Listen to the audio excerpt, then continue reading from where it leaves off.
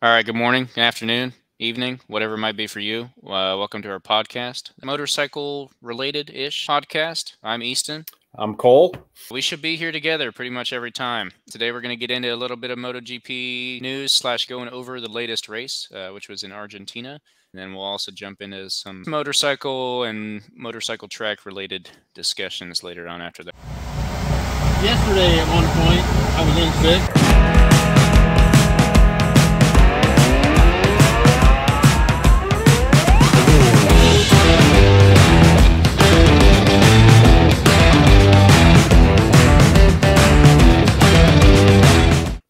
I wanted to ask you first, how is your MotoGP fantasy? Which one? Do you have multiple? Well, we got some grid rivals and we got some MotoGP going on. Well, yeah, that's why I specified the MotoGP, not the grid rival. Oh, man, they're both racing the same bikes. You put the same riders in both? Well, no, they're both MotoGP bikes, though, right? So your specification wasn't a specification. Okay, yeah, I hear you. You got me there. So a bit interesting, first year doing it. Mm-hmm. So I don't understand entirely the turbos. I just know, judging from that, you don't know the turbos either. Or no. So you get with grid rivals, you get a starred rider, gives you double the points. On the MotoGP, you have 3 turbos a year. You can put them on any rider. Oh, and people I talk to say you got to save those to the end because you can be leading it, but if you've used all your turbos, you're no good anyway. Someone else will bump up, huh? Interesting. Well, I had Mark and Miguel Oliveira in there, so I seen that, but I didn't. I think it's more limited on the trades. I don't fully understand it. Obviously, we've been doing the grid rival for a couple of years, so we're a little more used to that. But the MotoGP fantasy, I'm not super familiar with or understanding of yet. I like the fact that you get to pick a team as well as a constructor. Yeah, better because the constructors in the other one.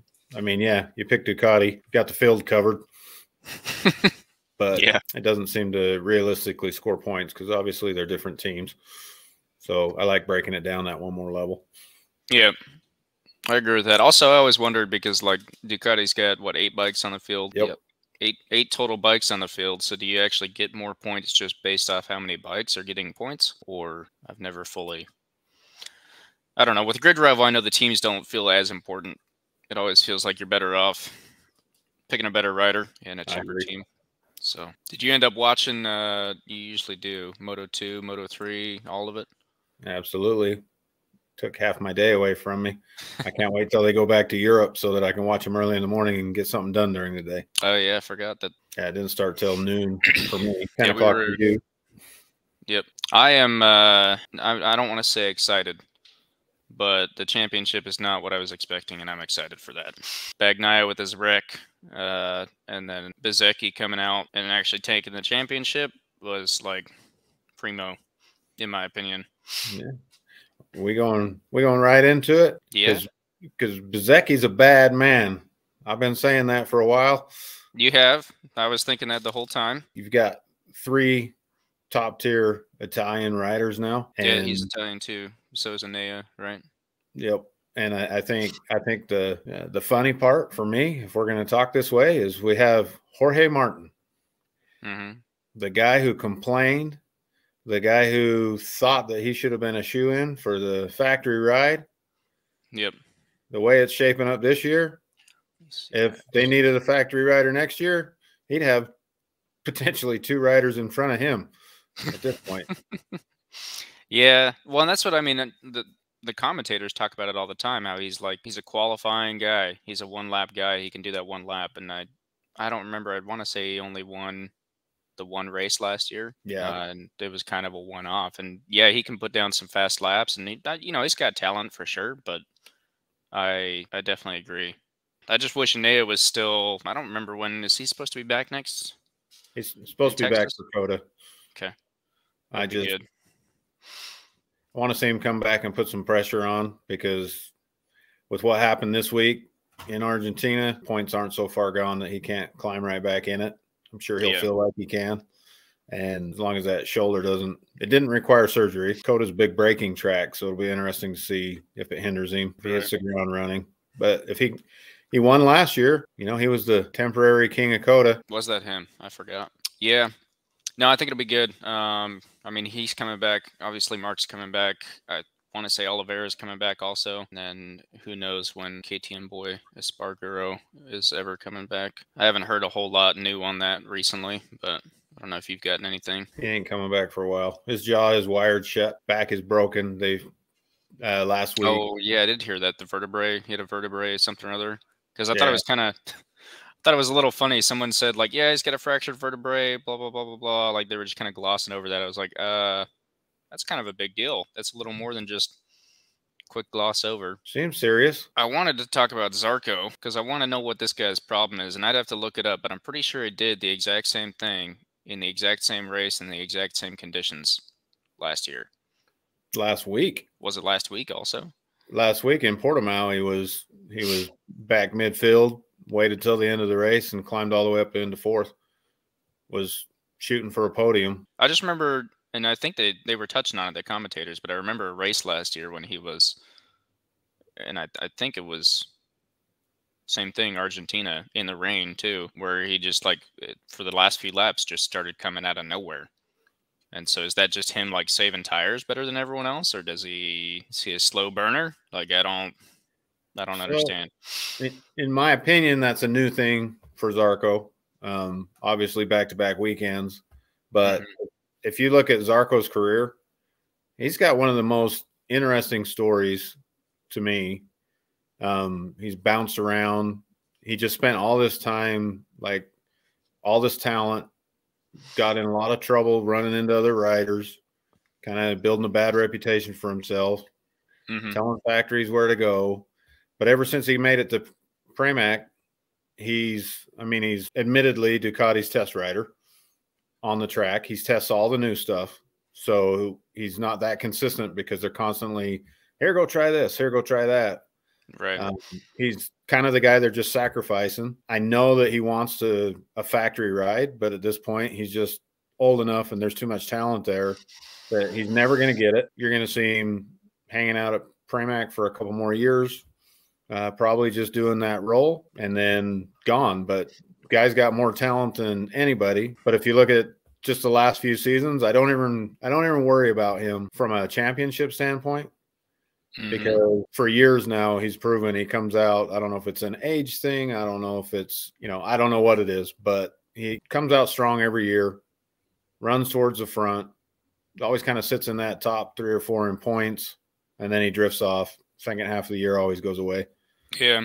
Well, yeah, and I do remember specifically last year, I want to say like second or third to last race when he could have made moves on Bagnaia, but just decided not to. Whether due to Ducati's team, I forget what they call that. Team order. So I think one of the unfortunate things of Bagnaia crashing was Zarco was coming, and it would have been interesting to see. I mean, surely at this point of the year, there's no team orders, but Zarco is so much of a team player. He was not going to rough him up. Right. Speaking of roughing him up, Alex Marquez was roughing him up. That's what I was just going to say. There can't be team orders because Alex Marquez and him, like not only this week, but I think last week a little bit also, but especially this week in the rain like that, that's pretty good. Alex Marquez obviously thinks he's got something to prove. I don't think there's any team orders. He's like, got good bike, get out way. Yeah. Yeah, well, every time we talk about it, but I'll talk about it again. I don't know whether you've been talking about, Bezzecchi being the real deal. He's obviously coming out to prove that. Whether or not he's just one of those dudes that's magically amazing in the rain, I guess we'll see the rest of the season. He's up there. He was up there last week. He's up there this week, running pretty good. But Alex Marquez hasn't been far off either. Now, I do remember his first season in MotoGP, the same season that Mark wrecked out. He won a race or did really well randomly, and I believe it was a rain race. Not to correct you on the stats, but he got on the Repsol bike. It was a rain race, and he got a podium. Okay, yeah. And then he, if I'm not incorrect, he backed that up with a podium the next week, and everybody was like, Alex is here, he's finally arrived, and then he just went away again. Yeah, and then we never saw him again. So I'm sure he wanted that second place in this race. He ended up third. Yeah, but I know he wanted that second place because third just matched his best finish. Oh, and then speaking of that, dudes that we haven't seen in a while, what happened to your boy Morbidelli? Where did he come from? He's fired up. He's fired up. He's been working. Yeah, he got his whole haircut thing going on and everything at the beginning of the season. But like, you know, first weekend out, I was like, okay, yeah, Morbidelli's here. But, you know, when you're watching qualifying and it's early on and someone puts out a really good lap and you're like, oh man, that's my guy. He's doing it. But then you look at the time and you realize there's still, you know, 12 minutes left. And you're like, oh, okay, this is not. We haven't started setting laps yet. That's how Morbidelli's always kind of been for me. He'll like go out and he'll set a fast lap pretty early on. You're like, oh man, is he back? And then he just gets washed down by everyone else that comes in. I mean, he did well. I was 4th in the sprint, I think, and 4th in the actual race. Yep. So he's a bit of an enigma. He obviously can win races. He obviously can drive a bike. Not very many years ago. I mean, he won multiple races, was 3rd in the championship. He was pushing right up until the last couple races. That's why he's got the job he has now. I don't know if when he screwed his knee up, it kind of just got in his head and he hasn't ever got it back out. You know, a lot of people say it's the bike. That bike's not built for him. It's built for Quartararo. And then they have completely different riding styles. Right. So if they're trying to make it work for Quartararo, it's just totally not working for him. And since he's not doing good, they're not helping because they don't want to change. I have a hard time with that because Jack and Brad, they drive different. They're setting them. It's 2 teams. Mm-hmm. I mean, fundamentally, they're not going to change major geometries or something like that, but they can set the bike up for the guy. Right. But he has been working all off season. I learned Valentino Rossi actually has pulled him aside, and they've been doing one-on-one seminars, and Rossi's been trying to get him back out of his head and teach him to drive the bike more aggressive. So there's been some talk about that, and they were saying maybe Morbidelli will be back, you know, with all the work he did in the offseason. Mm-hmm. But he didn't show that in week 1. Right. Same old Morbidelli. So I was like, didn't put much clout into it. We'll have to see how it goes the next couple of weeks. Yeah, well, I mean, I'm excited because I remember seeing kind of the same stuff in the offseason. Like I said, he got his hair cut, and I was like, oh, okay, he means business now, you know. But then, yeah, week 1, like you said, nothing. There's not really anything there. It's same old, same old. Okay, count that guy off. I kind of just, like at that point, I just marked him off, right? Which isn't smart, but it's how it is. And then this week, the sprint game did pretty well. I was like, okay, is that a one-off? You know, is that going to stick around? And then it stuck around for the race. So yeah, now I'm excited because that kind of like brings him back on my list, I guess, of reasonable contenders, not necessarily for a championship, but to make things nice and interesting up at the top. I'm pretty excited. I think, obviously Ducati, I don't know if Ducati necessarily cares if Bagnaia takes it. They got their championship last year, right? They won all 3. They took it. And so I'm trying to figure out if they're gonna. You don't want to push the beginning, right? You can't come out of the season with team orders like, all right, everyone go block everyone else, so Bagnaia can just go take the championship, because then you won't have any riders, and there's probably rules and laws against that all over the place. Bagnaia is their top dude on their factory bike, but all their bikes are competitive, and it seems like they've got a pretty good lineup. So it'll be interesting because I think I'm starting to agree with you maybe on Bezzecchi being that guy, and it's not just the Ducati under him. But yeah, I'm looking forward to that. And then Jack came out of kind of nowhere real quick with his KTM. Not this weekend necessarily, but this season in general so far.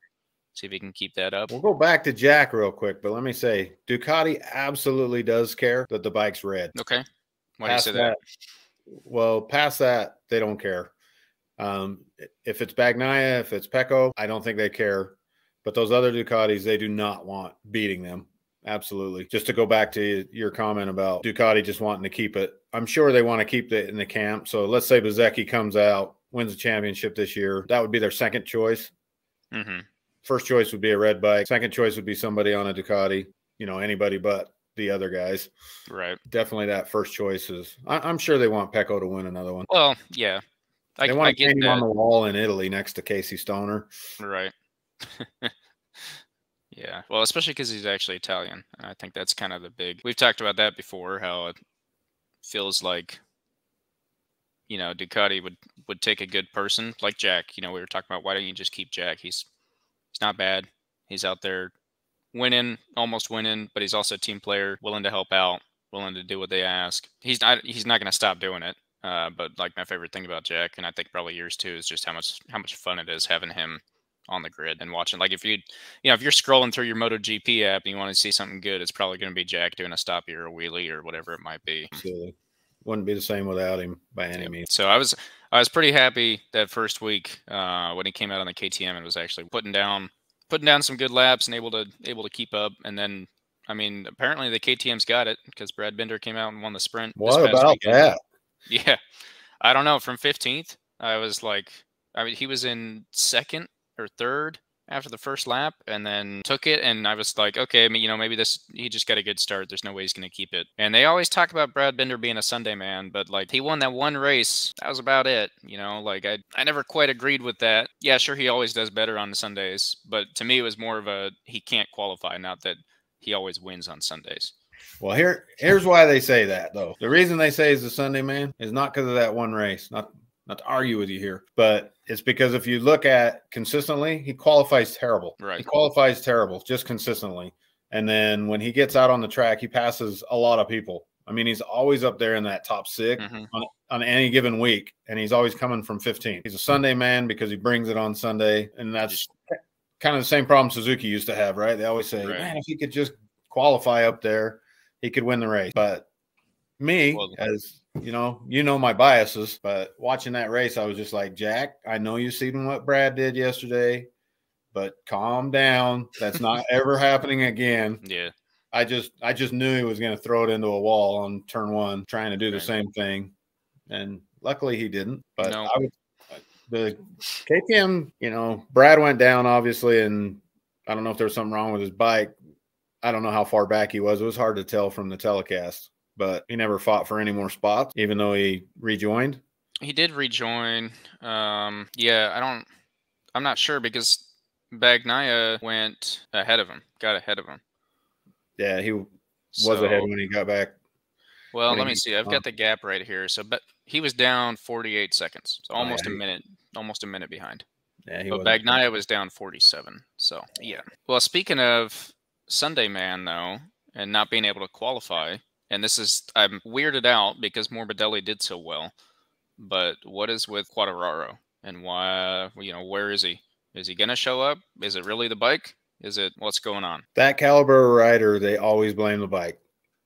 Right. I agree with that.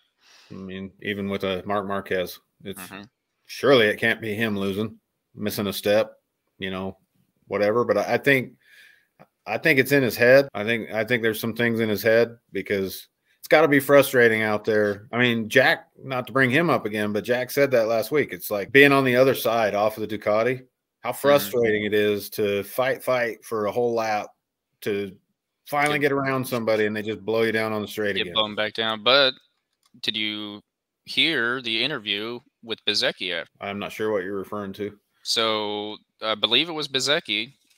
They asked him about Morbidelli because he said that Yamaha could keep up with me on the straight. It was right there with me, or something along those lines. I could see if I could find it real quick. But where is it at? Yeah, I didn't pick up on that, but I know that, you know, when you talk about that straightaway speed, the KTMs don't have trouble with it necessarily, and the Hondas never have had trouble with it. Right. It's always been... So Ducati's always been, you know, the power bike. They've always been able to get on the straight and just power out and go. The difference is that now they've added a Ducati that can actually turn to some degree. They, you know, you're still always talking about how much better the Yamaha is in the turns. And I've seen that. I mean, if you watch the races closely and actually watch, you can see a Yamaha come up with a good rider on top of it, come up and like really make a difference in the turns. Sorry, I'm still looking for that. Unheard. The Yamaha on the straight is as fast as me. Well, maybe that's some Batista World Superbike stuff. He just doesn't want people giving all the credit to the bike and comment like that. He might just not want somebody saying, it's because you're on the Ducati. Yeah. No, that's pretty fair. Which, I mean, that's the hard part because I've been over here saying it, and I'm starting to see that difference, right? Marini, same bike, same team, not quite up there with them. So obviously there's a difference in those two riders, but it's just interesting. And I think we talked preseason, we mentioned Alex Marquez a lot, how he would be the telling because he's been not good, right? Since he showed up to MotoGP, just point blank, not good. You can't really argue that with me. After the first round of testing, Ducati team was like, you know, this is going to be Alex Marquez's year. He's going to show you why he's a championship rider. And obviously he's a pretty big talk. Maybe Maybe just because of his name, maybe not. He comes out on the Ducati and all of a sudden he's doing well. So is that actually how good he is? Is it the Ducati is just that much better? How bad Honda is. Right, that's what I was going to say next is it just how bad the Honda actually is? But if the Honda is that bad, how good is Mark? So nobody's going to argue that Mark's not great. I can still argue that we've had discussions. Again, I'm going to bring Jack Miller up. But Jack Miller, you can throw him on any bike, and I have a reasonable expectation of him going somewhere with it. He's got a dirt bike background. He doesn't mind the bike moving around. Everything doesn't need to be perfect. He's still going to push it. Right. To a greater extent, Marc Marquez. I think you could throw him on about anything. He's going to go figure out how to get it through a corner and push it. That being said, like, it'd be interesting to see Jack on a Honda. Maybe Jack goes and throws around a Honda just as good as. Well, he was not a long time ago, but long time ago. And since then, Ducati or Honda's gotten worse, I guess, or hasn't progressed with everyone else. I don't know.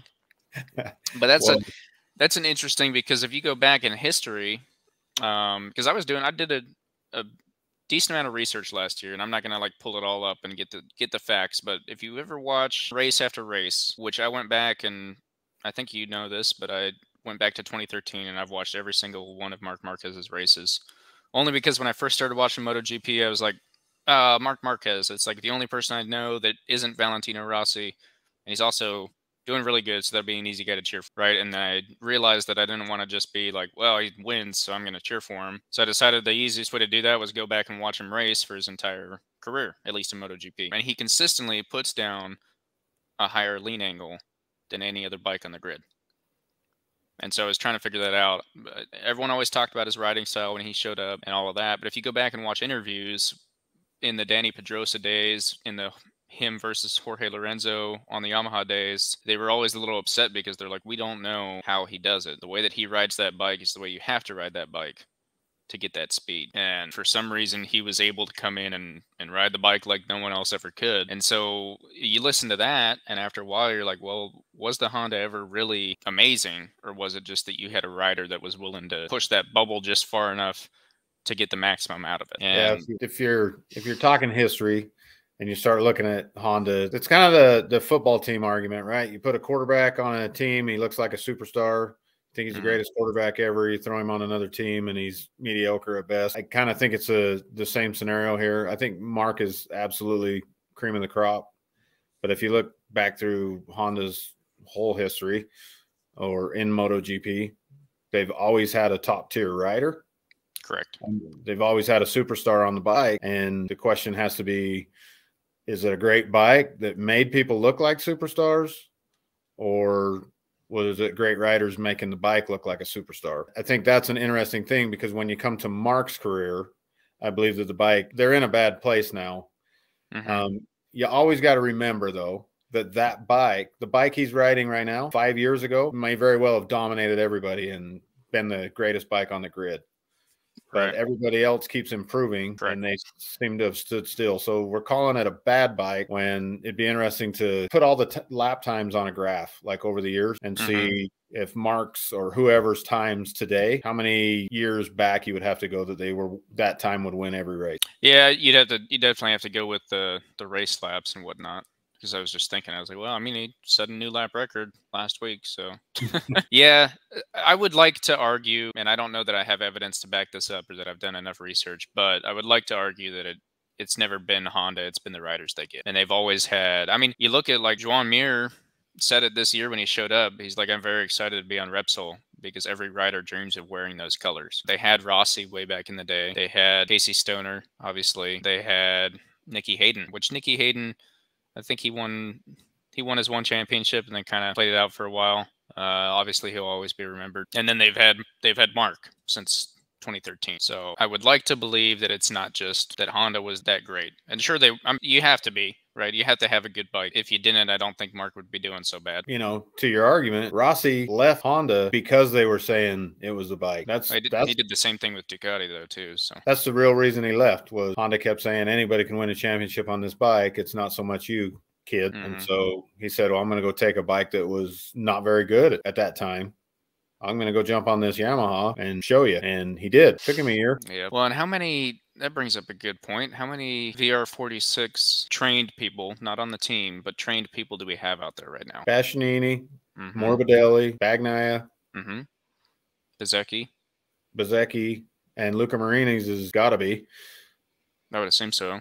I was wondering that, though. Will they take anyone on their team that isn't trained at the academy? I think so. You just definitely have because it's just a team.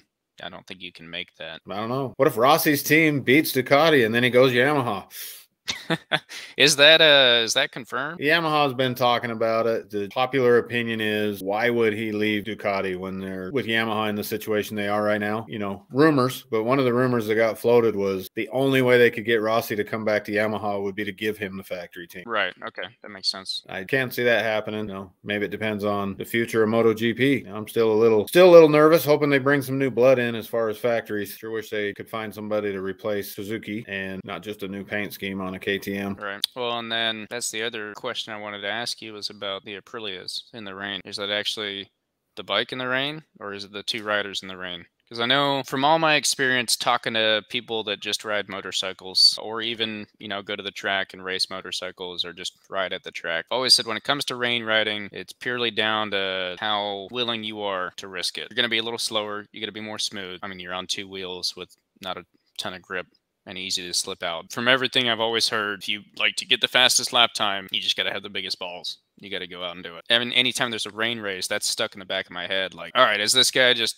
you know, he's just the most willing to go do it, or is he actually a good rider? And then on the opposite of that, all these people that aren't doing well, it's funny because they'll always talk, the commentators, and maybe I'm getting this mixed up, but they were, you know, the Aprilias. You know, it feels like when the bikes are doing bad, it's, oh man, that Yamaha or that Honda. And I think we were kind of just talking about that anyway. But yeah, it's always like, oh man, that bike. And then when it's doing good, it's like, oh yeah, that rider, you know, he figured out how to ride that bike.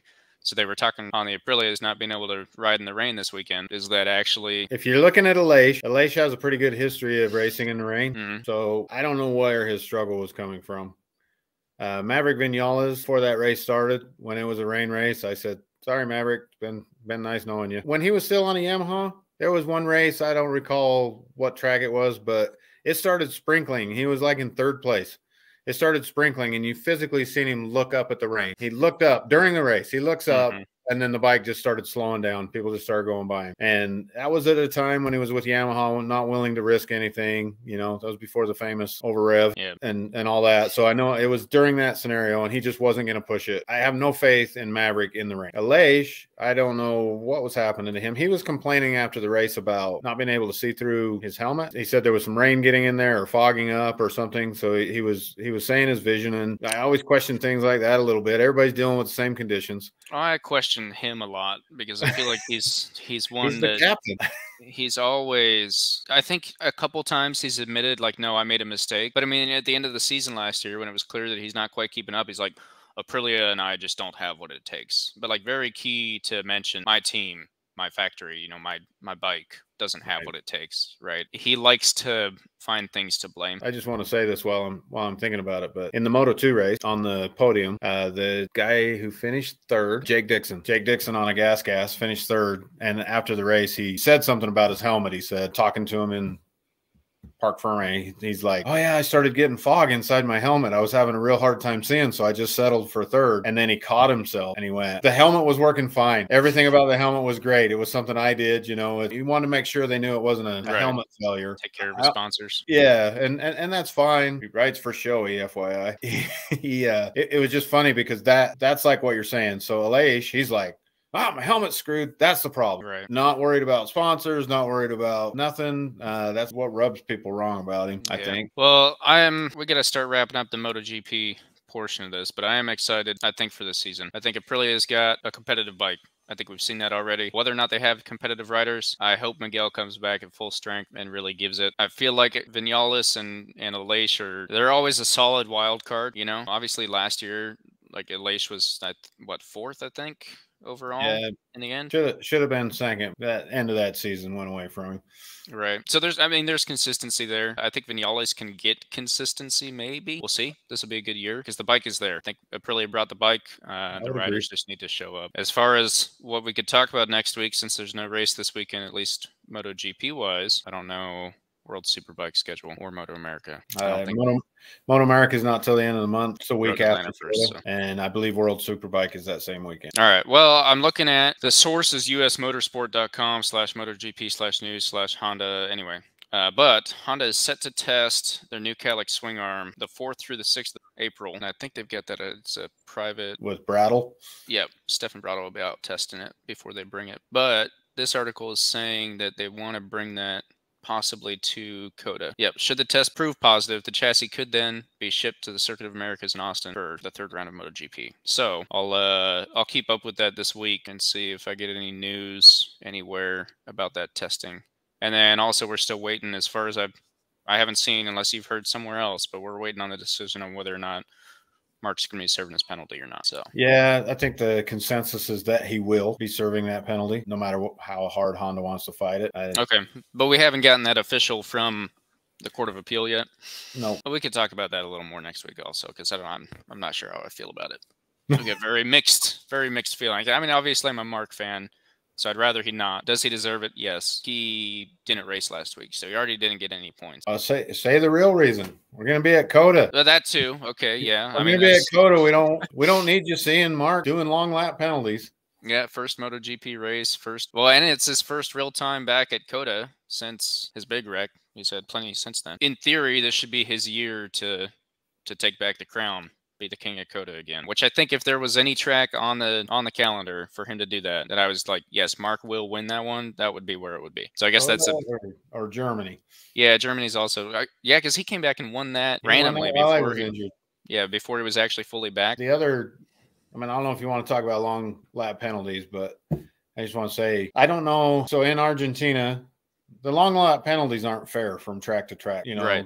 The way they penalize you, and not to take anything away from Garcia and Aaron Canet in Moto2, they're teammates. One of them had to serve 1 long lap penalty, and the other one, Canet, had to serve 2 long lap penalties during that race in the rain, and they finished 4th and 5th. I don't think that's possible at COTA. No, yeah, because it's a little where it is and how it's set up, and then which makes sense. It depends on how much speed you have to shave to get in there. Realistically, that's the biggest thing. I think the biggest issue too is the fact that it's a double. It's not just one. You can't either get a huge lead and then go break it out, and you can't bust it out at the beginning. Like whatever. I think your best option in that case, assuming that Mark is Mark and can come to COTA and get a 12-second lead like he did in 2019. That might be exaggerating a little bit, but it was pretty large lead. Which is he that person? Is the bike that bike anymore?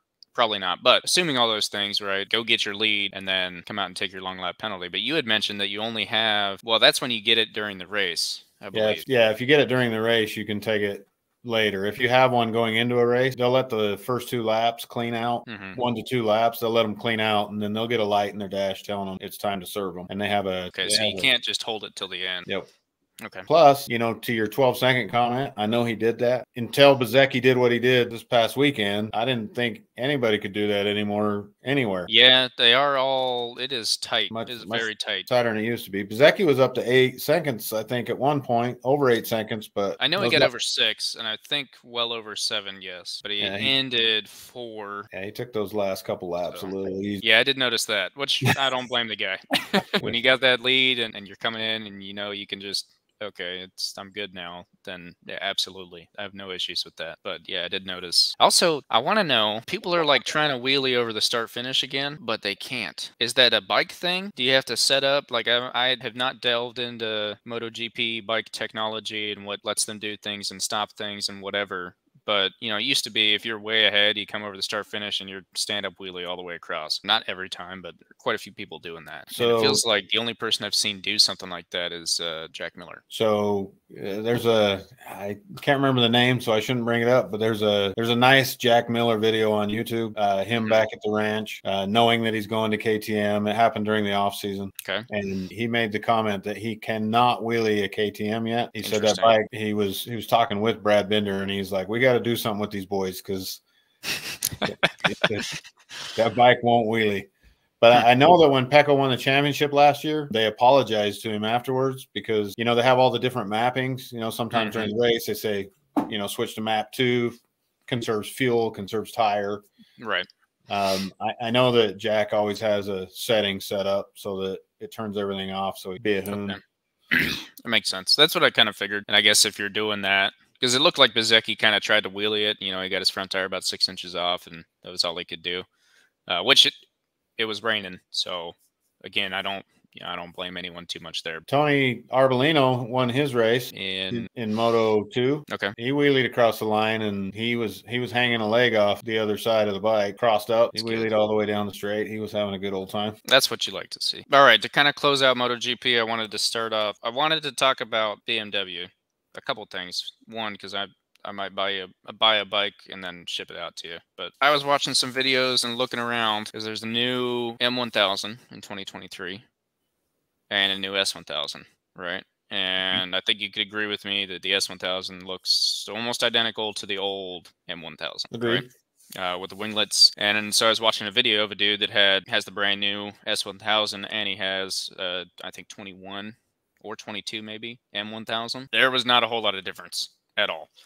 In fact, down to like he was trading parts off of his old one to his new one, vice versa, to see how similar they were. And they were pretty much the same exact bike. Like I was just kind of looking around, dreaming of bikes that I'll probably never own. And also I was curious about, I hadn't actually like looked into it for myself, but how much bigger the wings are on the new M versus the current S. And then I started seeing they're like, let's see. Take advantage of this is straight off their website, right? The M brake ducts and optional M aero wheel covers were created in collaboration with BMW Motorsport experts, which I've got, you know, on the Aprilia, I've got the little brake ducts, which look cool. They're supposed to reduce brake fade by 30% or something. If you're crazy, I probably never going to ride like that personally. But all these things out here, they almost completely changed the look. The intake's different. The wings are huge. It's got brake ducts. It's got all of this stuff going on. And I had remembered you saying, unless I saw this somewhere else, but it's all purely because they need that for World Superbike. Yeah, that was the theory, but they've come out of the gate failing, pretty much just failing. And I'm rooting for them, but they're not doing great. Hopefully things come around. The argument is they can put as many wings on a bike as they want, but until they're willing to do like Ducati and make the M a completely different bike. The M needs to be a different swing arm, a whole different frame. It needs to be a completely different bike that's set up if they want to go win races in World. Okay. And that's what Ducati's done. BMW just keeps putting lipstick on the pig, if you would. Yeah. Well, so I was looking at them earlier. I was actually looking at a different model. I was looking at the G310R. Again, that's a conversation for another time. But I was looking at them side by side, and they're a little different. Mostly, it looks like the shape of the front fairing. The new BMW is a lot more steep, whereas the old one's actually got some curve to it still. I also, while I was reading through here the other day, so you've got the 2022, and yours still has the gold subframe-ish, or I guess bronze, copper kind of colored. And the engine covers, and they did away with that 2023. And I was curious on your opinion of that, because I used to think I liked it. I think I like it in certain colors. I don't know if I like it in the black, necessarily. I think it looks fine, but it's not like my preferred, I guess. Now it's all black. Everything's black. Right. So I was kind of curious on your opinion on that. I like the color rather than the new all black. Going back to the winglets, I think when you see those bikes sitting side by side, it's like they grabbed the jawline and just pulled it down. Yeah, I could see that. It's got legs. Their website's actually pretty cool. I will say, just a quick shout out to BMW Motorrad. You get on there and they've got a whole long list, and I haven't been on many other websites, so I don't know. You know, they break down every little part and piece that's new. They show you all the changes. They give you a quick little paragraph on it, but then they've also got a sound test, and it's pretty quality audio on there. I had never been on their website. Reasonable website. Anyway. Got to do something, right? Yeah. Yeah, I guess. Well, that brings me to, this is supposed to be maybe a shocker to the world, but I was very curious what you would say if I said that I think, and I want to say I've said this before, but I think, not anymore. We're talking older generation, like the 2010 that you have, all the way up to 2019, 2020 when they switched. So the original 3 generations. I would consider personally a German Gixxer. I'm just going to say that.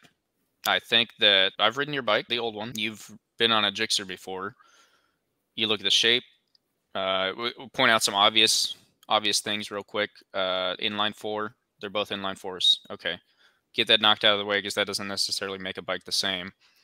But you can look at like seat height to tank height profile, and that's there. And then kind of the ergonomics, I feel like they're just super similar. And I think I could argue with someone that's you know, a Gixxer hater, which obviously I'm not, and so I love to argue with them. I shouldn't say obviously, I guess, but for the sake of the podcast, maybe we should put out what we ride.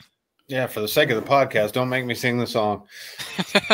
We're not singing the song, but no, I've got an 08 Gixxer 750 on the track, and then you've got the 09 Gixxer 750 that's out here for half of the track, I guess, for some of the tracks. And then I've got a 2019 Aprilia RSV4 1100 factory. You always got to add the factory, which is for the street. I'll let you go ahead and introduce your bikes, just so that's out there. I got a 22 BMW S1000RR for the street, and I've got a 2010 BMW S1000RR that I use strictly for the track. And again, the Gixxer. I've got a Gixxer. Yeah.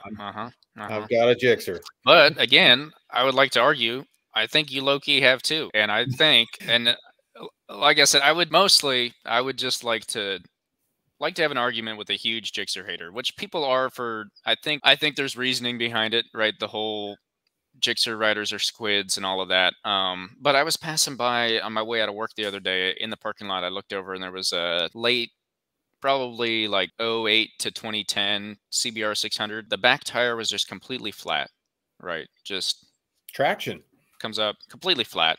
Well, yeah, you say traction until there's also like almost no tread left in it. Well, maybe they're taking it to Moab. The chain looked like it should have been on a dirt bike with how loose it was, right? Yeah, you know, I guess you're right. I didn't think about the possibilities here. Rusted, the whole thing was just dirty, and it just kind of, you know, I just kind of laughed to myself because I was like, it's not only Gixxers. It could be literally any bike. And I only say that because I think I told you about this already on a phone call, but I had a conversation with someone. He's like, oh, well, what do you ride? I was like, oh, I got a Gixxer. He's like, oh, man, you ride a Gixxer? I was like, well, yeah, man. Like, he's like, oh, come on. Why you got to tell me that? I'm trying to give me all this crap. And I'm like, well, I mean, it's my track bike. I don't really ride it on the road anymore, but honestly, I would. I'll stand behind that all day. I did for a few years. And then I asked him what he rode, and he said a CBR 650. And I was taken aback. I was like, you're talking shit on a super sport, bud, while you're riding a CBR 650. Like, let's come up a level, and then let's have a conversation. From an old guy's perspective, Gixxers, because I lived through the golden age of Gixxers. Yeah, okay, fair. I'm old enough to remember the golden age of Gixxer. The thing that's unique about the Gixxer is if all they made was a 600, if they had never made the 750, if there was just a Gixxer 600 out there, I could care less. Yep. I don't know that I would say that's a better bike than a Kawasaki or a Yamaha or a whatever. For me, it's the fact that there's a 750, which is just kind of this middle place bike, because we're getting that small bike. We're getting all the benefits of that, but it's actually got some real grunt. And right. for a guy like me, I'm not interested in a 600. It just fits a niche. And I think they know that. They're obviously the only ones still doing it. Yeah. Well, because they weren't the only ones. Right. We had an R7. We had a ZX7R. We had all of that. Sure, you know, the 1985 Gixxer 750RR was the first, you know, we can dive into all that history if we want to. But no, I kind of agree, because I'm not going to sit here and tell you that, you know, Gixxer's the best bike out there in the world. Everyone should have one and blah, blah, blah, blah, blah. I just don't like the hate that everyone brings to it. Now, again, yeah, maybe you lived through that era a little better, but it comes from somewhere, obviously. The type of people that would buy them, I guess, slash what condition you see them in. But I can confidently say I love my bike out on the track. Now, have I ridden a whole lot else? No, I've only ridden your BMW besides it, but I love it all the way down to the squishy brakes that everyone hates. And I don't like saying squishy because I wouldn't call them squishy, but they don't bite. Confidence inspiring.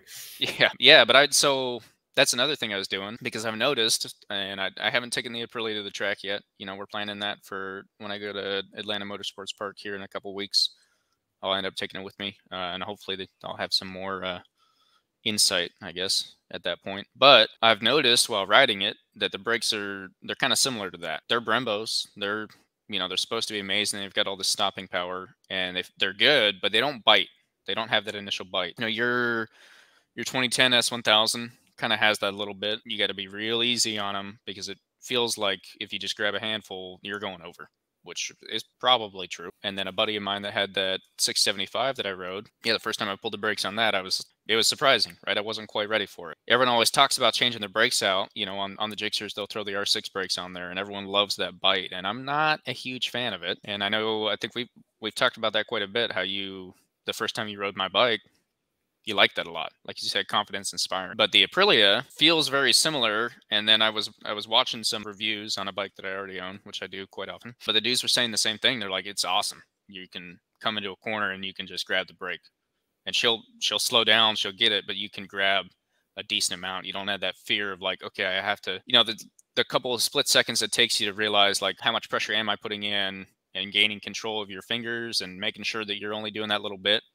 That precision that it takes that guesswork out, because you know that you can grab some brake, and if you accidentally grab too much, if you hit, there happens to be a crack right there in the track or on the road or whatever, you can hit that and maybe your hand moves and grabs a little more brake, you'll be okay. I guess in that aspect, going back to how an S1000 is just a German Gixxer, they're not quite, because they've got the better brakes, but I'm going to keep saying that. That's going to be my theme. No such thing. You're going to get t-shirts made, German Gixxer?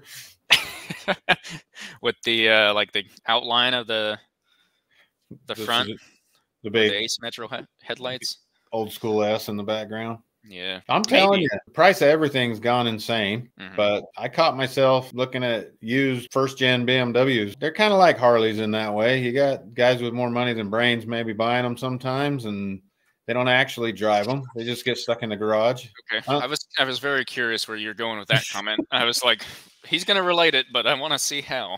Yeah. So a Harley Davidson with high miles is hard to sell sometimes, not because there's any quality issues. It's just you can always find one that's sat in a doctor's garage, right, with no miles on it. And there's a few BMWs for sale around here.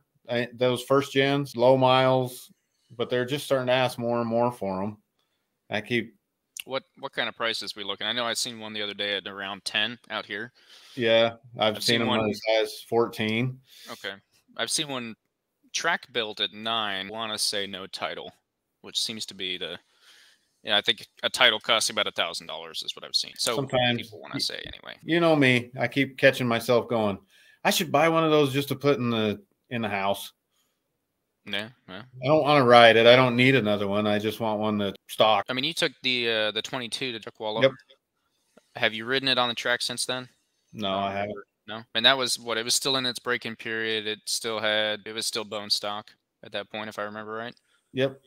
Because it was, that was like right after you got it. I'd be curious, and maybe when I come out there in July, but curious to hear your opinions on the differences between the two. That's probably what's going to happen in July.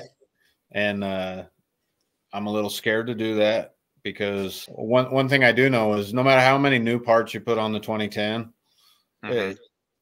it's clunky feeling, comparatively speaking, right, to that fresh new bike. Yep. It's just clunky feeling. And so I don't want to talk crap on your bike, and I think I've told you all this already, but I miss the clunky. I mean, you're on a 2022. It's an S1000, and there were just a few little parts of it that I felt a little too disconnected. Now, don't get me wrong. Loved riding it. Amazing bike. Smooth, easy to handle, light. Like, I could go on and on about all the amazing parts of this bike. So this is me literally just nitpicking the couple little details that I had an issue with. I put that in very, very strong quotes there. But like I said, I think I told you about this already, but like the shifter felt almost like there wasn't a shift link. Like I was just hitting a pressure pad, and that pressure pad was transferring a signal. Right. And then the brake and the clutch just felt a little, and I think you had mentioned you can tighten and loosen those. Right. Like the clutch, right? So maybe that's where it's from. But I know when I was very relieved when I went and bought my Aprilia, because I was afraid that was just all new bikes. I didn't want to blame BMW, and I still don't really blame BMW, because again, they made an amazing bike. It's fun to ride.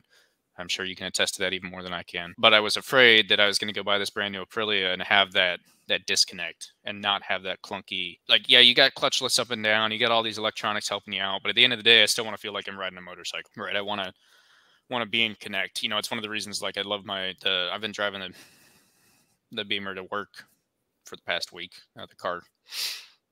And one of the reasons I love that is that, you know, it's got a heavy clutch, it's got heavy steering, it's got the gearbox is nothing insane. I'm not trying to brag about that or anything, but like everything's there to give you feedback. You know, you have to put input in and you get the feedback. And I want the same thing on a bike, which that actually brings me to another thing. You have the Superbike tail on your S1000. Correct. Right. And I don't know if we talked about this or if I was talking to the wife about this, but as I'm looking at doing that to mine and getting the monkey grip, we were kind of talking about that a couple weeks ago. Woodcraft was kind of funny. And if I already told you this, just let me know. They said that the Superbike tail, or maybe it might have been the Monkey Grip website. I don't remember where I was reading it, but the Superbike tail and the foam pad, the reason for them is that it gives the rider a better connection with the bike, and you get more feedback from the bike and more feeling. And I kind of, I chuckled to myself because I'm like, oh, that would be nice. And then I caught myself being like, okay, I don't ride at that level. I don't know that I am going to feel that feedback, but just kind of, going back to that clunkiness, that mechanical feel, that feedback, those are the things that I look in a vehicle and a bike, especially in a bike. Well, then you'll love the tail. I will say that the connectivity to the bike, yes, because you don't have, it's a stick-on pad, right, and it doesn't move around at all. And even when your any seat on any bike, they're, mounted with hardware, they're clipped in place. The seat moves around a little bit. Right. Plus, what I found is the factory seat and the factory tail is wider. And so when you want to slide off, it's much easier to just slide off. That seat, the factory seats are designed for comfort, right, wide enough for your butt. These are not. It is easier to move around on the bike for sure, but at the end of the day, you realize you don't really have a seat. All right. Well, yeah, like I said, I'm looking into doing that, which that kind of brings me to, I don't know if you wanted to talk about it or not, but did you want to talk about Roebling a little bit? Yeah, which part? Well, we could re-talk about the news that everyone else is talking about. I think that's been done to death for them poor guys. It has been. I don't know. I was sitting there earlier just kind of thinking like, oh, what would I say about Roebling? And I'd say it's great. It's kind of fun. If you have the option, if you haven't been to a track and you want to go to the track and Roebling pops up, go ahead. Otherwise, just don't go. Well, is it I was mentioning to you yesterday about going to New Jersey. Right. And as I was looking at that track layout, track neither one of us have been to, Thunderbolt, I think it's called. Yes, that's correct. If you put that overlay on top of Roebling, it is Roebling. 3/4 of that track is Roebling. It just comes, around like that second to last corner and comes back into the infield. There's more corners. Well, so I thought New Jersey had like an east and west. I think they have the Lightning and the Thunderbolt. Yeah, I'm not sure. I was only looking at the Thunderbolt. Okay, I'm looking at a map. Interesting. Are we talking chicane, no chicane? Are those chicanes? I couldn't tell. There's like some infield tracks in there. Yeah, almost. I see what you're saying. The straightaway, the big right. Yeah. Going to the slight left to another big right. That all kind of matches. I'd say it's got like a little bit extra, but I do agree with you. Well, that should be the title. That should be the title to the Roebling subject. You need a little bit extra. Yeah. I mean, a fun track for sure. I would be interested to do it again to see where the times could drop. Yeah, but I feel that way about everything. That's fair. That's even fair. Like even PIR, which I think we both got out of and said like, yeah, we don't ever need to come back here. I've found myself like looking at my maps on my trailer or in the trailer and being like, oh man, I wonder what I could do there now. Like I wonder, trying to remember what I liked, didn't like, and where you could gain. I could. So if we're ranking, which is not what you asked for, but if we're ranking PIR, yeah, I don't need to go back there again. If you ask me to go to Roebling, yeah, we'll do it. Not my favorite track, but we'll go do it. Okay. Well, and they both have the, and we're not going to get into the ambulance. If you haven't seen the ambulance story, go look it up elsewhere. It's out there. We don't need to overhash it because it's everywhere. It's across the world. In fact, we talked about that several times. So anyway, don't need to get into that, but we could talk about pits on the infield rather than on the outside. How I think we're both on the same opinion there, where it's just not quite It works, but you need a tunnel or a bridge. I think me and you have as much room to talk about some of these things as anybody does, because we might not be the fastest guys in the world, but we've made a real effort to hit a lot of tracks. Yeah. And so we've seen how different tracks run without mentioning names. It's crazy how different the flags are from track to track. They can't get all the rules on the same page. It's interesting that, you know, again, not mentioning names, there's tracks out there that if you crash your bike in the first session of the morning, you're not getting it back until lunch or after the day ends. There are tracks like Roebling where everything needs completely shut down before they'll do anything. They tell you if you wreck, just walk away and stay out there until the end of a session. But leave your bike. But leave your bike. Don't touch the bike, which is understandable. Which is fine, but it's just the stark contrast is Utah, where I normally go. There's trucks driving around the outfield constantly. Just, I mean, a bike crashes, they're scooping it up while you're still going. It's gone. Sometimes, I mean, full disclosure, sometimes I have to remind myself, you know, like watching an ambulance on the freeway, trying to see what happened in the accident and all the traffic slows down. Sometimes you're in one of them corners, you got to remind yourself, don't look. Well, I remember, I didn't have that issue per se, but I do remember the helmet I have has 2 vents right here, which are amazing until it gets dusty, because they bring in a lot of air and it's really nice because it's nice and cool on the face, especially in Utah where it was so hot. I think we were there in July, right? Yeah.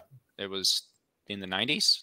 It was in the upper 90s. Yeah, mid to high 90s. I was like so thankful for those vents in the morning because I was like, man, this is great, all this cold air. And then the truck started driving around and the dust came up and it was just in the face. And I was like, oh man, okay, that's different. So you needed to stop and pick up that off-road Honda. See? Yeah. No, I think having the pits on the inside is actually kind of sweet to some degree because you can go watch any portion of the track, right? Well, put that into contrast. Sorry not to steal that from you, but so Roebling Raceway, you're there with your family. There's a lot of families there. You're inside the middle of the track. Everybody can watch. You can walk 50 feet and see a whole new section of track. Right. The Ridge, most beautiful track in the world, Can't arguably.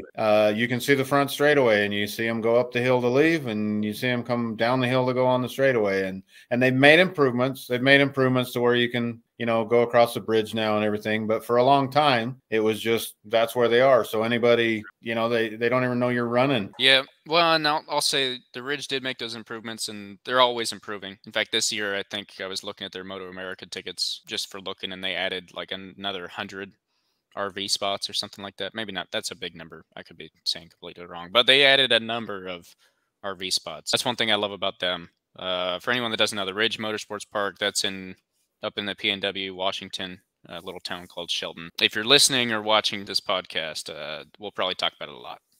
We like it a lot. Just want to get that out there. You know, I've told you this plenty of times. They always put their money back into it. And whether or not that's just a rumor, I don't know, but it sure feels like. To your point, they added the catwalk, they added the grandstands up on the other side, so you can see, you know, you can see into turn 6 and see them go down, but then you lose them for a little bit. Then they come around, you see them come back up through 8, 9, 10, and you can see them through 11. But you almost lose them in 11 for a little bit if you're sitting in the grandstands, which if you're, you know, I went to Moto America there last year. If you're there's a lot of people. You know, if it's a track day, you can go watch whatever because there's no one there, and so you can see everything. But if the grandstands were a little taller, I think it would be better. But I think they need to somehow add something for turns 1, 2, and 3. Whether or not that's grandstands at the end of the straight, so you can at least see them go up the hill, or something on like further down on the inside, you know, with the catwalk, which maybe they are, you know, maybe they're planning that. I don't know. But I think they need to add a little more. Well, it would be nice if they would add a little more. They're not it's not an international track by any means, so I don't expect anything crazy out of them, but that's my take on that. So yeah, I'll give Roebling, and even, I don't remember PIR that well. It's been, what, 2 years? Maybe 3 years now. No, 2 years. 2 years. The infield from that aspect is sweet. And I have no issues with it. I do think that you need a tunnel or a bridge. And like,